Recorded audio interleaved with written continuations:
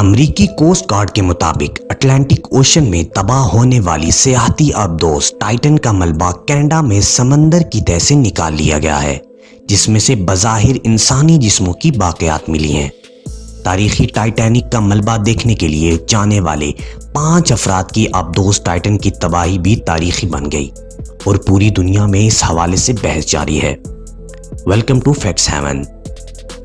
Ocean get company کے آبدوز Titan کا ملبہ گزشتہ ہفتے پھٹنے کے بعد زمین پر واپس آ گیا ہے۔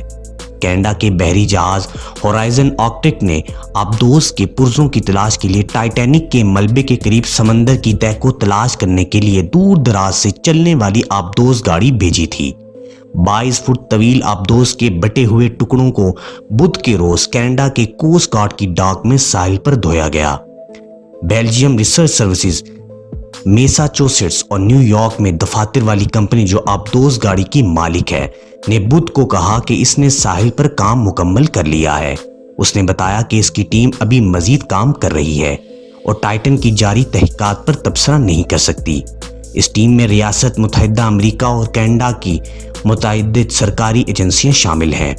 حادثے کے 10 دن بعد کمپنی کے بیان میں کہا گیا ہے کہ وہ اس کام میں درپیش جسمانی اور ذہنی چیلنجز کے باوجود 10 دنوں سے 24 گھنٹے کام کر رہے ہیں اور کام ختم کرنے کے لیے پرجوش ہیں۔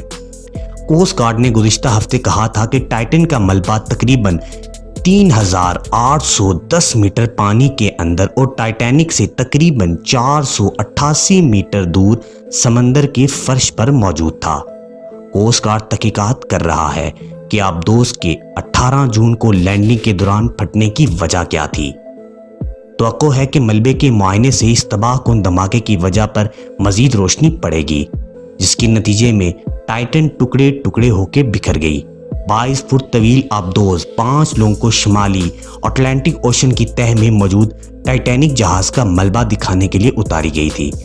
کینیڈا کے ٹرانسپورٹیشن سیفٹی بورڈ نے اپنی انکوائری کرتے ہوئے کہا کہ اس کے تفتیش کاروں نے کینیڈین پرچم والے معاون جہاز پولر پرنس کے عملے کی ابتدائی انٹرویو مکمل کر لیے ہیں اور اس جہاز کے سفر کا ڈیٹا ریکارڈ قبضے میں لے لیا ہے۔ یہ بحری جہاز ٹائٹن کی مدد کے لیے سمندر میں موجود تھا۔ مزید انٹرسٹنگ ویڈیوز کے لیے ہمارے چینل کو سبسکرائب اور بیل آئیکن کو پریس ضرور کیجیے گا۔